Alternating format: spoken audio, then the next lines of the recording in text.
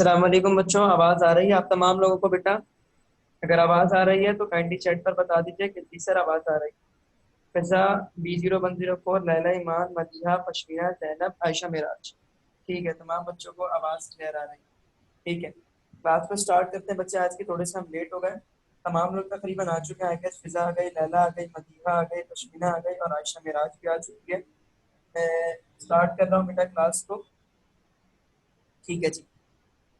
देखो, I hope के कल की क्लास में आई गेस शायद दो लोग नहीं आए थे, या पश्मीना शायद नहीं आई थी। आप लोगों में से मुझे याद नहीं आ रहा कौन नहीं आया था। आई गेस फिजा तो आई थी, आयशा मिराज भी थी, लैला शायद नहीं थी और पश्मीना शायद नहीं थी। जो भी नहीं था, जैनब भी नहीं थी। ठीक है, पश्मीना भी नहीं थी, जैनब भी नहीं थी, दोनों लोग नहीं थे।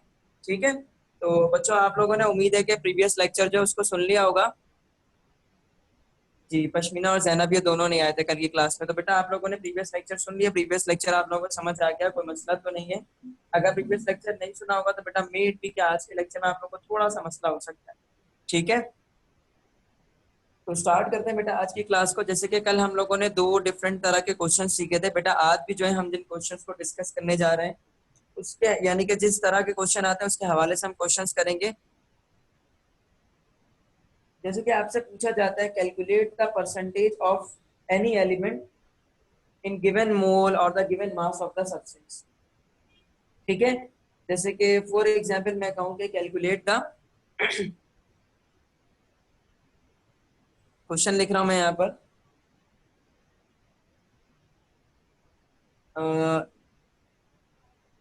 मैंने क्या कहा, आज जो है हम डिस्कस करने जा रहे हैं किस तरह से। जैसे फॉर एग्जांपल एक कंपाउंड है हमारे पास C2H2। इसमें मैं कहूँ कि परसेंटेज मुझे बता दीजिए कार्बन की कितनी है, या परसेंटेज मुझे बता दीजिए हाइड्रोजन की कितनी है। ठीक है, अभी तो ये क्या है, कुछ नहीं दिया हुआ तो इट मींस के 1 मोल है, लेकिन कभी कभार ऐसा होता है कि 2 मोल C2H2 में बता दीजिए। या फॉर एग्जांपल एनी ग्राम, यानी कि आपको कोई भी मास दिया होगा C2H2 का, उसमें कार्बन या हाइड्रोजन की परसेंटेज बता दीजिए। यानी कि परसेंटेज ऑफ एलिमेंट कैलकुलेशन। क्या कहा मैंने? परसेंटेज ऑफ एलिमेंट कैलकुलेशन जो है आज वो हम सीखने जा रहे हैं। ठीक है, तो परसेंटेज ऑफ एलिमेंट बेटा हम किस तरह से कैलकुलेट करते हैं उसको हम यहाँ पर निकालेंगे। जैसे कि फॉर एग्जांपल मेरे पास यहाँ पर क्वेश्चन है, calculate the percentage of carbon in 52 gram of ethyne. एक मिनट मैं मार्कर चेंज कर लेता हूँ। क्वेश्चन क्या है बेटा, मैं दोबारा से पढ़ दे रहा हूँ। क्वेश्चन है मेरे पास, calculate percentage of carbon in 52 gram of ethyne. ठीक है, इसमें आपको क्या कैलकुलेट करना है? आपको इस क्वेश्चन में कैलकुलेशन करनी है परसेंटेज किसकी? कार्बन की। यानी कि परसेंटेज आपको निकालनी है कार्बन एलिमेंट की, जो कि 52 ग्राम जब इथाइन मौजूद होगा उसके अंदर। ठीक है, तो इसको सॉल्व करने के लिए जो फॉर्मूला इस्तेमाल होगा, वैसे तो वो एक सिंपल सा फॉर्मूला है, that is the percentage of element is equals to mass of element in given mass of substance divided by total mass of substance given, and then इस पूरी की पूरी वैल्यू को हम मल्टीप्लाई कर देते हैं किससे? 100 से। आगे जगह नहीं है, मैंने इसने यहाँ पर लिख दिया। ठीक है, percentage of element find out करने का तरीकाकार क्या है? मास of element in given mass of substance. Substance का नाम क्या है? यहाँ पर इथाइन है हमारे पास। गिवन मास कितना है इथाइन का? 52 ग्राम। 52 ग्राम इथाइन का है और इथाइन में C2H2। ठीक है, मास of element in given mass of substance. आपको जिस एलिमेंट की परसेंटेज कैलकुलेट करनी है, सिर्फ और सिर्फ उसी एलिमेंट का टोटल मास आपको कैलकुलेट करना है इस गिवन मास में। यानी 52 ग्राम में कार्बन का भी मास है, हाइड्रोजन का भी मास है। पहले आपको कैलकुलेट करना है इस गिवन मास में कार्बन एलिमेंट का कितना मास। अब देखो यहाँ तो 52 ग्राम है, ठीक है, तो इसमें तो फिर भी आसान है हमारे पास निकालना, लेकिन कुछ जैसे कि यहाँ पर है आपका 24 और 26 को हम डबल कर दे तो 52, इट मीन्स के आपके पास 1 मोल के अंदर 24 है तो 2 मोल हो गया, तो इट मीन्स के आपके पास जो है 48 ग्राम हो गया। तो ये तो आसान है इसमें कर लेना, लेकिन कुछ ऐसे क्वेश्चन जिसके अंदर हम डायरेक्टली तौर पर आसानी से कैलकुलेट नहीं कर पा रहे होते, तो उनके लिए हमने कल फॉर्मूला सीखा था कि गिवन मास ऑफ सब्सटेंस में किसी भी एलिमेंट का हम मास कैसे कैलकुलेट कर सकते हैं। तो पहले हम मास of element in given mass of substance को निकालेंगे इस फॉर्मूले को लगाने से पहले, यानी ये हो जाएगा हमारे पास परसेंटेज ऑफ एलिमेंट का सेकंड फॉर्मूला, सही है, यानी कि सेकंड स्टेप कह ले, सेकंड फॉर्मूला तो नहीं, सेकंड स्टेप फॉर्मूला लिख लीजिए, सेकंड स्टेप। और फर्स्ट स्टेप में हमें क्या फाइंड आउट करना होगा, फर्स्ट स्टेप में हम फाइंड आउट करेंगे मास of element in given mass of substance. Total mass तो हमारे पास गिवन है, मल्टीप्लाई बाय 100 करना है। तो मास of element in given mass of substance निकालने का तरीकाकार क्या है, मैं फॉर्मूला यहाँ पर दोबारा से लिख दे रहा हूँ, ठीक है। कल जो बच्चे मौजूद थे क्लास में, लैला यहाँ पर हमारे पास ज्वाइन कर रही है, तो फर्स्ट स्टेप में हमें ये वाला फॉर्मूला लगाना है। कौन सा फर्स्ट स्टेप में हमें फॉर्मूला लगाना है, वो जिसकी मदद से हम मास कैलकुलेट करें किसी भी गिवन मास ऑफ सब्सटेंस के लिए, ठीक है।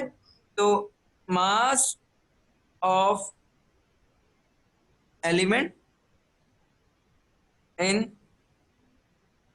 गिवन मास ऑफ सब्सटेंस कैसे निकलेगा, वो इस तरह से निकलेगा कि उसका जो फॉर्मूला है वो बनता है total mass of substance in its 1 mole, total mass of that element in 1 मोल, यानी जो भी सब्सटेंस है आपके पास, जैसे इथाइन है, तो total mass of that element in 1 मोल, एक मोल में उस एलिमेंट का कितना मास है। जैसे कि इथाइन 1 मोल है तो उसमें कार्बन का कितना मास है, 12 2 24, तो 24 यहाँ पर आ जाएगा। और नीचे डिवाइड में क्या आ जाएगा आपके पास, total mass of compound in 1 mole, total mass of compound in 1 mole. ऊपर क्या आएगा आपके पास, पूरे के पूरे सब्सटेंस के अंदर जिस एलिमेंट के बारे में हम डाटा कलेक्ट कर रहे हैं, उस एक मोल में उस एलिमेंट का टोटल कितना मास है। जैसे C2H2 में कार्बन के हवाले से अगर हम बात करें तो 2 एटम्स ऑफ कार्बन, तो 24 यहाँ पर आ जाएगा। डिवाइड में total mass of compound, total mass of compound in 1 mole, it means के कंपाउंड कौन है, इथाइन, तो 1 मोल टोटल इथाइन का क्या मास हो जाएगा, 24 + 2 26 यहाँ पर आ जाएगा। और इस पूरी वैल्यू को, जगह नहीं है मेरे पास, मैं यहाँ पर लिख दे रहा हूँ, मल्टीप्लाई कर दूंगा मैं किससे, गिवन मास ऑफ कंपाउंड, किससे, given mass of compounds. Given mass of compound क्या है, ये रहा 52। समझ आ गई आप लोगों को बात, ये दोनों फॉर्मूला अब हम लगाएंगे, पहले फर्स्ट स्टेप का फॉर्मूला, देन फिर हम लगाएंगे सेकंड स्टेप का फॉर्मूला। फर्स्ट स्टेप में total mass of that element in 1 मोल, हमारे पास सब्सटेंस है C2H2 that is the ethyne, उसमें के एक मोल में कार्बन का कितना मास होता है, 12 × 2 दैट इज द 24 ग्राम, तो हम यहाँ पर लिख देंगे ऊपर 24। Total mass of the compound in 1 मोल, तो 24 + 2 आपके पास होता है 26, multiply by given mass of substance क्या आपके पास 52, ठीक है। तो 26 2 × 52 होता है आपके पास, और 2 4 × 8 और 2 2 × 4, तो आंसर क्या आ गया आपके पास 84, यानी फर्स्ट स्टेप का आपके पास आंसर आ चुका है, दैट इज द 84, ठीक है, सॉरी 48, 84 नहीं होगा 48। देखो हमने लिखा भी इसी तरह से, 2 4 × 8 2 2 × 4, तो पहले लिखा हुआ है 4, देन फिर लिखा हुआ है 8, तो हो गया 48, ठीक है। अच्छा 48 आ गया हमारे पास फर्स्ट स्टेप का आंसर। अब फर्स्ट स्टेप के आंसर को हम कहाँ रखेंगे, परसेंटेज निकालने के लिए न्यूमरेटर में, ऊपर हमने क्या रख दिया 48, डिवाइड में क्या आ जाएगा, total mass of substance given, कितना गिवन है हमारे पास 52, उसको हमें मल्टीप्लाई किससे करना है, फॉर्मूले के मुताबिक 100 से, ठीक है। अब इसको हम क्या करेंगे, कैंसिल आउट करेंगे। कैंसिल आउट किस तरह से करेंगे, 2 2 × 4 2 6 × 12, 2 2 × 4 2 4 × 8, 2 1 × 2 2 3 × 6, 2 1 × 2 2 2 × 4, ठीक है, यहाँ तक हो गई बात आपकी। अब ऊपर क्या आ गया 1200, 12 मल्टीप्लाई बाय 100, 1200 डिवाइडेड बाय 30, ठीक है। अच्छा तो अब हम क्या करें, यहाँ पर तो 13 सिर्फ अपनी टेबल के अंदर आता है, ठीक है, लेकिन 13 को अगर हम 10 से मल्टीप्लाई करें तो 130 होगा, लेकिन अगर हम 13 को 9 से मल्टीप्लाई कर दें, ठीक है, 13 को हम किससे मल्टीप्लाई करते हैं, 9 से मल्टीप्लाई करते हैं, तो क्या आंसर आएगा हमारे पास, 9 1 9 2 इधर 27 का 7 और 2 इधर, और 9 1 9, 10 और 1 11, तो 170, ठीक है, तो 13 9 जा 170, 117, 118, 119, 123 बच गया, तो 3 यहाँ चला गया, और 13 1 13, 13 2 26, तो 92 पॉइंट समथिंग आपके पास कोई ना कोई आंसर मौजूद होगा। तो आपके पास जो गिवन ऑप्शन से सही है, अगर मैं गिवन ऑप्शन में ऑप्शन ए दे दूं मैं 91.4, ऑप्शन बी में दूं 92, ऑप्शन सी में दूं यहाँ पर 98, तो कौन सा ऑप्शन होगा बेटा यहाँ पर, ए बी या सी? ए है 91.4%, बी है 92% और सी है 98%। क्या होगा बेटा इसका answer? I do not understand the last step. बेटा लास्ट स्टेप में हमने कुछ नहीं किया, हमारे पास यहाँ पर आया 12 और नीचे आया था 30, और 13 बड़ी वैल्यू है, 12 हमारे पास क्या थी, स्मॉलेस्ट वैल्यू, तो मैंने क्या किया 13 से 12 ऐसे ही डायरेक्टली कैंसिल आउट नहीं हो सकता आपके पास, या चलो हम उसको देखो मैं दोबारा से एक दफा कैलकुलेशन कर देता हूँ, ठीक है। कैलकुलेशन में क्या हमारे पास ऊपर है 48, नीचे है 52, और उसका हमें मल्टीप्लाई करना है 100 से, यही है हमारे पास कैलकुलेशन। मैं इसको दोबारा से समझा दे, देखो 2 2 जा 4, 2 6 जा 12, 2 2 जा 4, 2 4 जा 8, 2 1 जा 2, 2 3 जा 6, 2 1 जा 2, 2 जा 4।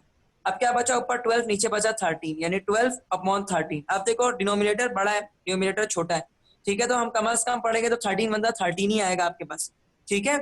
तो मैं ये कह रहा हूं कि 13 1 13 आता है, तो क्यों ना हम चाहे तो इसको बड़ा करने के लिए, यानी कि जो वैल्यू है अगर मेरे पास वो न्यूमरेटर बड़ी हो जाए वैल्यू में, जैसे कि 12 से बढ़ करके 1200, जैसे कि आपके पास 1200 हो जाए, 12 मल्टीप्लाई बाय 100 अगर हम करेंगे तो हमारे पास क्या आ जाएगा आंसर 1200, नीचे क्या आ जाएगा 13, ठीक है, नीचे क्या आ गया आपके पास 13 आ गया, तो अब 13 आ गया तो 13 बनता 13, 13 9 जा आपके पास होता है 127, सॉरी 117, 3 उसमें चला गया तो यहाँ हो गया 30, और 13 2 जा 26, तो 92 पॉइंट समथिंग आपके पास कोई आंसर आ जाएगा, ठीक है बेटा। तो ये है सिंपल सी कैलकुलेशन। अगर आप चाहो तो 12 डिवाइडेड बाय 13 आप खुद से इसको सपोज कर लो 0.9, सपोज कर लो 0.9 मल्टीप्लाई बाय अगर आप 100 करोगे, ठीक है, तो आपके पास अच्छा आप 0.9 नहीं सपोज कर सकते, 0.928 तकरीबन इसका आंसर होता है, ठीक है। तो यहाँ पर आप लोगों को थोड़ा सा मसला हो सकता था 91.4 92 के अंदर, आप फिर समझते कि 91.4 भी हो सकता है, 92 भी इसका आंसर हो सकता है, तो यहाँ आप लोग फंस जाते।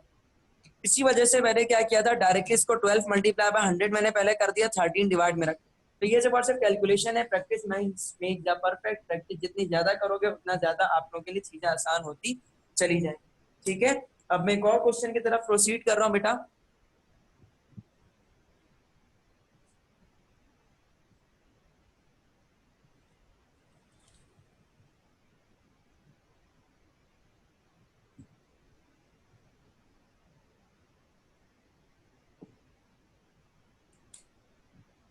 अभी क्या था हमारे पास, परसेंटेज कैलकुलेट करनी थी जब किसी भी एक कंपाउंड के हमारे पास क्या गिवन थे, मास गिवन थे, क्या गिवन था, मास गिवन था। अगर हमारे पास कंपाउंड्स के मोल्स गिवन हो, क्या गिवन हो हमारे पास, मोल्स गिवन हो, फिर हम क्या करेंगे सर, अगर 2 मोल होता तो क्या नीचे वाले फॉर्मूले में हम 2 से मल्टीप्लाई करते इसके मास में, अगर 2 मोल होता, क्या 2 मोल होता, नहीं बेटा इस तरह से नहीं करेंगे, ये स्टैंडर्ड फॉर्मूला है जो मैंने अभी लिखवाया था सेकंड वाले फॉर्मूले में, total mass of compound in 1 मोल, बेटा ये स्टैंडर्ड है, 2 मोल वगैरह कुछ भी होता तो अभी मैं वही बताने जा रहा हूँ, परेशान नहीं हो, अभी वही क्वेश्चन में डिस्कस कर रहा हूँ, ठीक है। देखो अभी तो क्या था हमारे पास, परसेंटेज हमें कैलकुलेट करनी थी जब हमारे पास कंपाउंड का मास गिवन था। अब कभी अगर हमारे पास फॉर एग्जांपल कंपाउंड्स के मोल गिवन हो, मास गिवन ना हो, तो उस केस में हमें क्या करना हो, उस सिचुएशन में हम क्या करेंगे, अब हम उस कंडीशन को जो है यहाँ पर डिस्कस करने जा रहे हैं, ठीक है। देखो हम जानते हैं नंबर ऑफ मोल्स किसके बराबर होता है, mass upon molecular mass. Compound की बात करें तो ऑब्वियसली आपके पास मॉलिक्यूलर मास ही हम उनका निकालेंगे, ठीक है। नंबर ऑफ मोल्स बराबर है मास अपॉन मॉलिक्यूलर मास। अगर मैं गिवन मोल से मास को कैलकुलेट कर लेता हूं तो मेरे पास जो प्रीवियस मेथड सारे मौजूद थे उन मेथड्स को मैं अप्लाई करके अपना आंसर निकाल लूंगा, तो बिल्कुल इसी तरह से अगर आपके पास क्वेश्चन आए फॉर एग्जाम्पल के कैलकुलेट करिए परसेंटेज ऑफ एलिमेंट को in dash mole of dash, यहां पर डैश में कौन आ जाएगा आपके पास, सब्सटेंस आ जाएगा। कौन आ जाएगा, सब्सटेंस आ जाएगा। और calculate the percentage of element in given value. सही है, गिवन कौन सी वैल्यू होगी यहाँ पर, नंबर ऑफ मोल्स की गिवन वैल्यू, यानी कोई भी नंबर ऑफ मोल्स आपको दिए होंगे। जैसे कि फॉर एग्जांपल अगर मैं कहूं कि, एक मिनट रुक जाइएगा जरा, C2H2 आपके पास आंसर होता है यहाँ पर 24 24 और +2 दैट इज द 26। ठीक है, अगर यहाँ पर फॉर एग्जांपल क्वेश्चन होता आपके पास calculate percentage of carbon in 2 moles of substance, calculate the percentage of carbon in 2 moles of substance. और सब्सटेंस कौन सा अगर मैं दे देता यहाँ पर, अगर मैं सब्सटेंस दे देता इथाइन दैट इज C2H2। सही है, तो प्रीवियस वाला काम सारा करना है, लेकिन सबसे पहले हम मोल्स को किस में कन्वर्ट करेंगे, मास। नंबर ऑफ मोल्स बराबर होता है आपके पास मास अपॉन मॉलिक्यूलर मास के। ठीक है,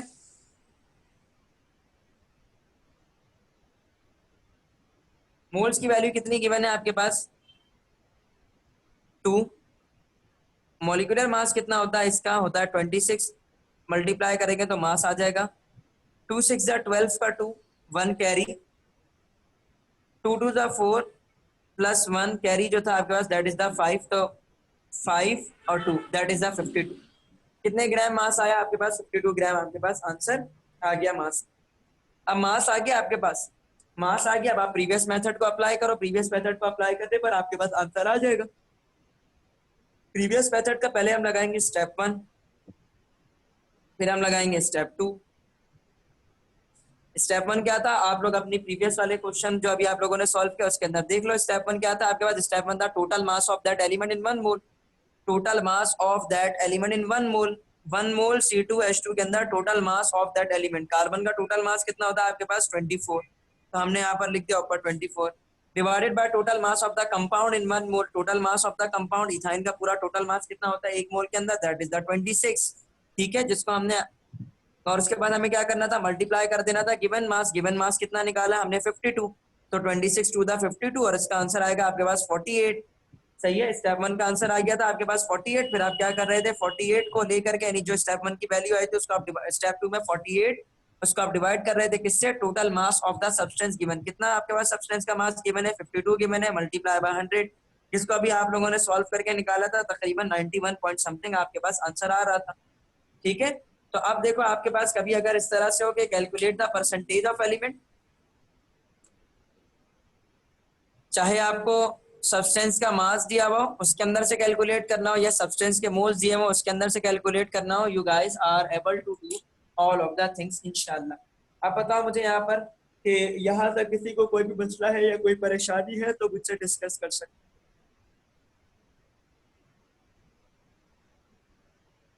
बच्चों तमाम लोगों को क्लियर है, फिजा बेटा, लैला, मदीहा, बशमीना, जैनब, तमाम लोगों को क्लियर है, आयशा, मिराज,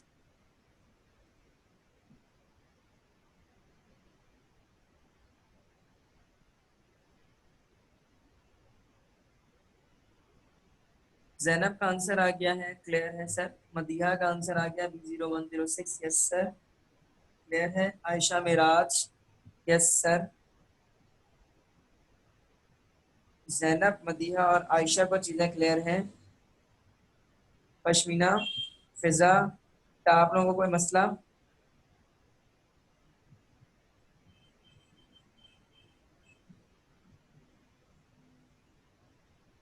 फिजा का आंसर आ गया है, क्लियर। अश्विना बेटा कोई मसला है बच्चे?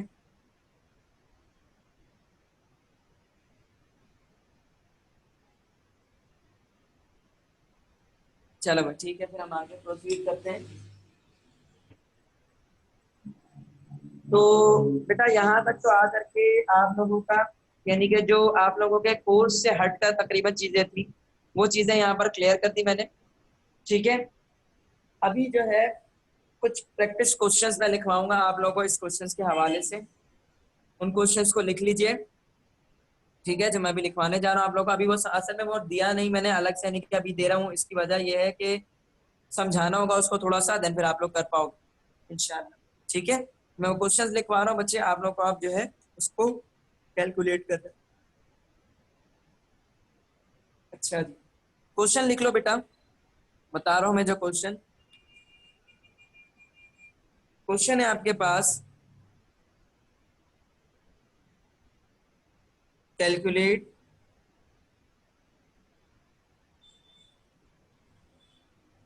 परसेंटेज, बेटा आज है सैटरडे, कल है संडे।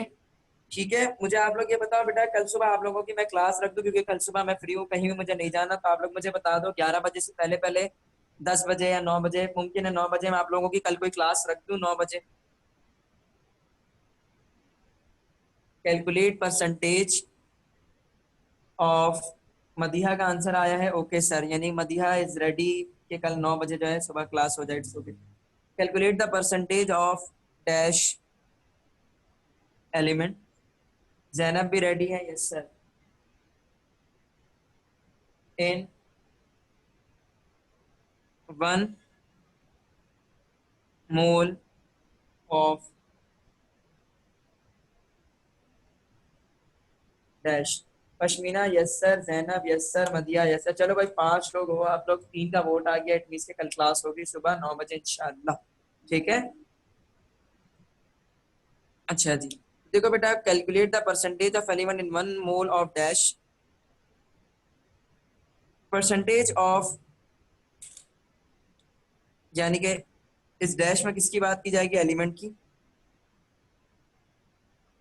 और इस डैश में किसकी बात की जाएगी, सब्सटेंस का नाम लिखा जाएगा। ठीक है, अब कॉलम बना लो बेटा, एक कॉलम में लिखो एलिमेंट,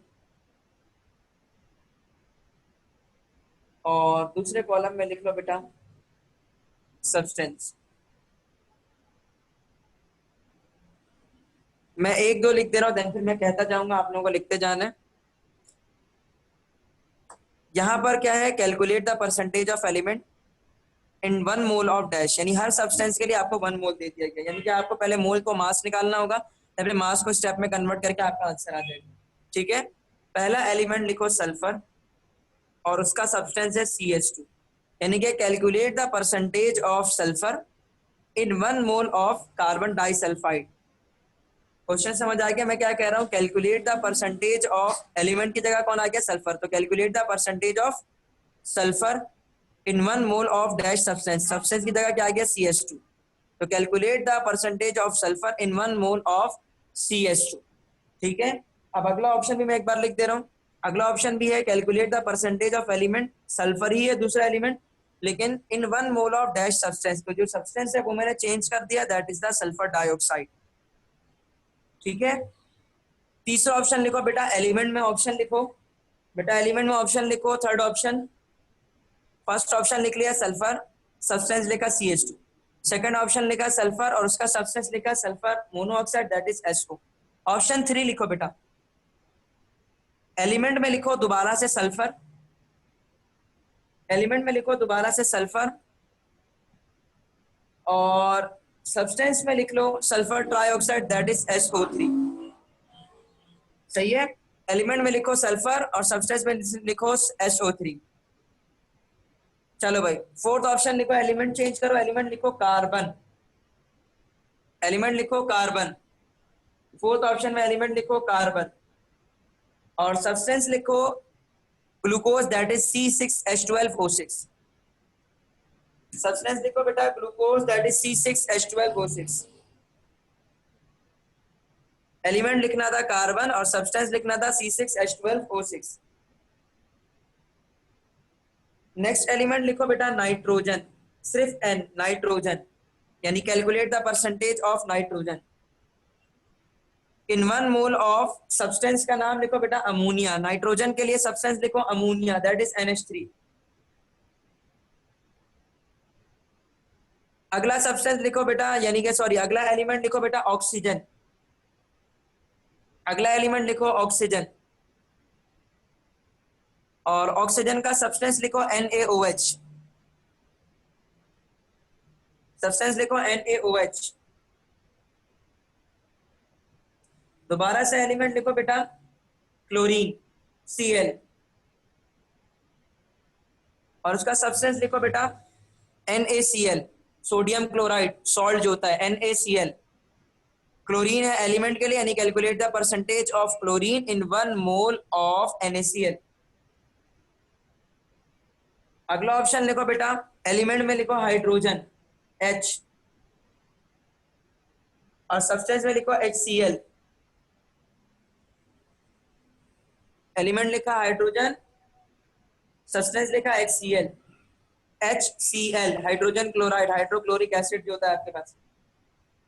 अब एलिमेंट लिखो बेटा ऑक्सीजन, एलिमेंट लिखो ऑक्सीजन, सब्सटेंस लिखो बेटा H2O, एलिमेंट लिखो ऑक्सीजन, और सब्सटेंस लिखो बेटा H2O। अच्छा,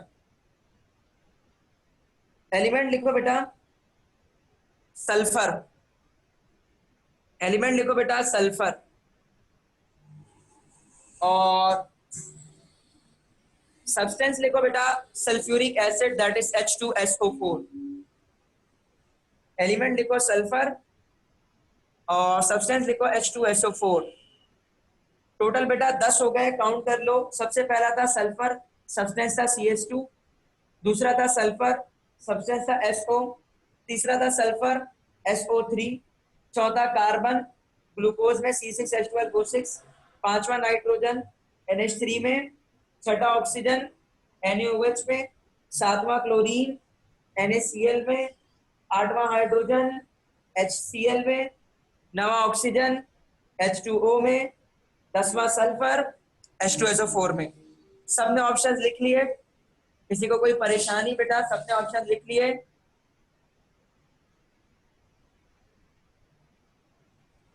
बेटा बच्चे मास को मोल में कैसे कन्वर्ट करते हैं? नंबर ऑफ मोल्स बराबर होता है मास अपॉन मॉलिक्यूलर मास के, ठीक है। फॉर एग्जाम्पल मुझे 2 मोल्स दिया हुआ है SO3, इसका मास निकालना है तो 2 मोल्स, एंड मोल की जगह रख लो 2, मॉलिक्यूलर मास रखो SO3 का, सल्फर का एक का होता है 32, ऑक्सीजन 16 बनता 16, 16 2 32, 16 3 48, 8 और 2 10, 1 कैरी, 3 4, 4 3 7 और 1 8, 80, तो 2 मल्टीप्लाई बाय 80 हो जाएगा 60, तो मॉलिक्यूलर मास आ गया आपके पास, सॉरी मास आ गया आपके पास निकल करके, मास निकल करके आ गया, फर्स्ट और सेकंड स्टेप लगा लो, आंसर आ जाएगा। जैनब ने लिख लिए सारे ऑप्शन, यस सर। मदीहा ने लिख लिए सारे ऑप्शन, यस सर, डन। फिजा बेटा सारे ऑप्शन लिख लिए, पश्मीना बेटा सारे ऑप्शन लिख लिए, सारे ऑप्शन लिख लिए तो बच्चे जल्दी से बता दो, कोई ऑप्शन रह गया तो अपना माइक ओपन करके बता दो कि सर ये ऑप्शन रह गया। पश्मीना, जैनब, यस सर लिख लिया, ठीक है बच्चों, शाबाश। चलो अब दूसरा क्वेश्चन लिख लो, ये दूसरा क्वेश्चन कल की प्रैक्टिस के हवाले से। चलो दूसरा क्वेश्चन लिखने से पहले बेटा हम नेक्स्ट मीटिंग स्टार्ट कर रहे हैं, नेक्स्ट मीटिंग के अंदर ज्वाइन कीजिए जल्दी से, सारे लोग रिक्वेस्ट कर दीजिए, मैं इस मीटिंग को एंड कर रहा हूँ।